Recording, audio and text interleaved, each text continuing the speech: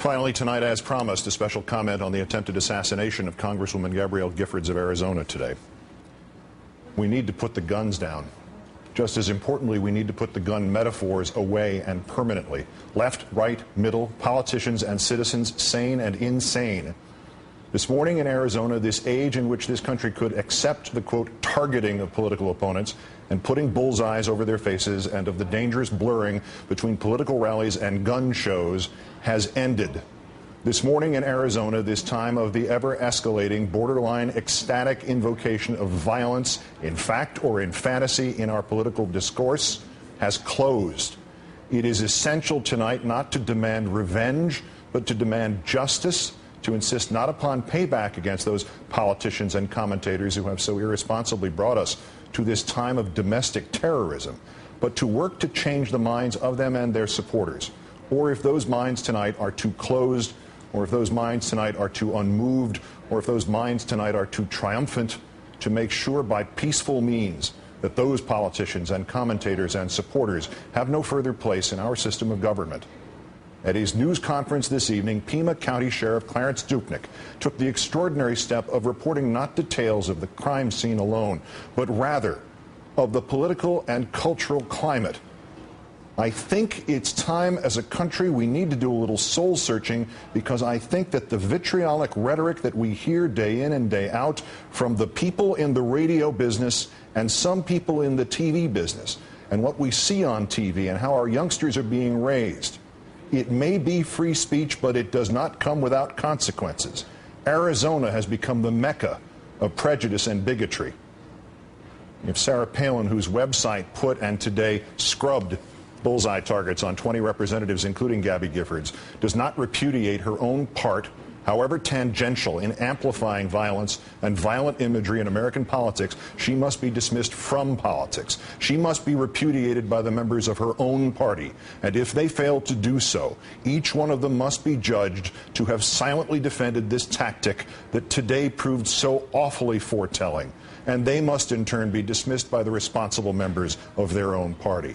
If Jesse Kelly, whose campaign against Congresswoman Giffords included that event in which he encouraged his supporters to join him firing machine guns, does not repudiate this, does not even admit that even if it was solely indirectly or solely coincidentally, it contributed to the black cloud of violence that has enveloped our politics, he must be repudiated by Arizona's Republican Party. If Congressman Allen West, who during his successful campaign told his supporters that they should make his opponent afraid to come out of his own home, does not repudiate those remarks and all other suggestions of violence or forced fear, he should be repudiated by his constituents and the Republican Congressional Caucus. If Sharon Angle, who spoke of Second Amendment remedies, does not repudiate that remark and urge her supporters to think anew and again of the terrible reality of what her words implied, she must be repudiated by her supporters in Nevada. If the Tea Party leaders who took out of context a Jefferson quote about blood and tyranny and the tree of liberty do not understand tonight, now, what that really means, and these leaders do not tell their followers to abhor violence and all threat of violence, then those Tea Party leaders must be repudiated by the Republican Party.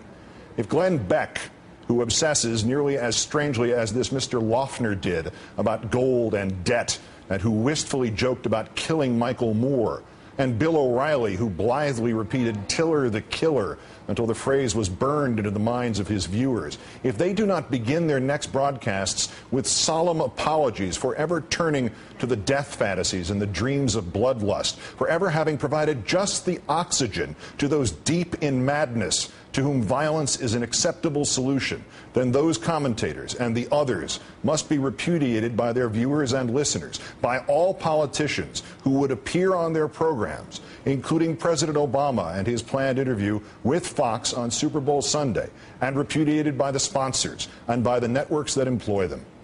If all of these are not responsible for what happened in Tucson, they must now be responsible for doing everything they can to make certain Tucson does not happen again. And if those of us considered to be on the left do not rededicate ourselves to our vigilance, to eliminate all our own suggestions of violence, however inadvertent they might have been, however mild they might have been, then we too deserve the repudiation of the more sober and peaceful of our politicians and our viewers and our networks. Here once, in a clumsy metaphor, I made such an unintended statement about the presidential candidacy of then-Senator Clinton. It sounded as if it was a call to physical violence. It was wrong then. It is even more wrong tonight. I apologize for it again, and I urge politicians and commentators and citizens of every political conviction to use my comment as a means to recognize the insidiousness of violent imagery, that if it can go so easily and slip into the comments of one as opposed to violence as me, how easily, how pervasively, how disastrously it can slip into the already violent or deranged mind.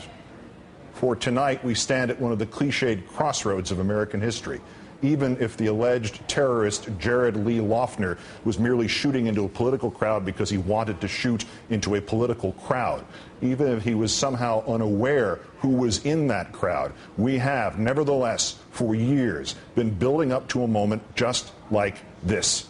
Despite the YouTube videos of what appears to be Loughner referring specifically to the 8th Congressional District of Arizona, Gabby Gifford's district, assume the details are coincidence. The violence is not. The rhetoric has devolved and descended past the ugly and past the threatening and past the fantastic and into the imminently murderous. We will not return to the 1850s when a pro-slavery congressman nearly beat to death an anti-slavery senator and when an anti-slavery madman cut to death with broadswords pro-slavery advocates. And we will not return to the 1960s when, with rationalizations of an insane desire for fame or of hatred or of political opposition, a president was assassinated and an ultra-conservative would-be president was shot at and paralyzed and a leader of peace was murdered on a balcony.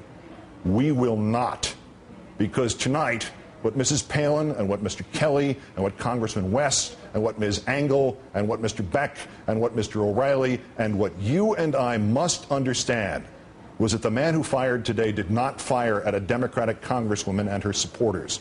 He was not just a madman incited by 1,000 daily temptations by slightly less madmen to do things they would not rationally condone. He fired today into our liberty and our rights to live and to agree or disagree in safety and in freedom from fear that our support or opposition will cost us our lives or our health or our sense of safety. The bullseye might just as well have been on Mrs. Palin or Mr. Kelly or you or me.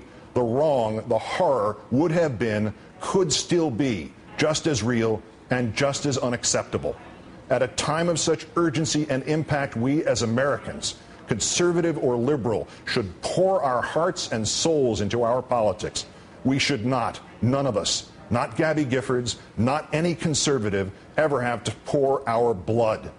And every politician and commentator who hints otherwise, or worse still stays silent now, should have no place in our political system and should be denied that place, not by violence, but by being shunned and ignored. It is a simple pledge, it is to the point, and it is essential that every American politician and commentator and activist and partisan take it and take it now. I say it first and freely. Violence, or the threat of violence, has no place in our democracy, and I apologize for and repudiate any act or anything in my past that may have even inadvertently encouraged violence. Because for whatever else each of us may be, we all are Americans. Good night and good luck.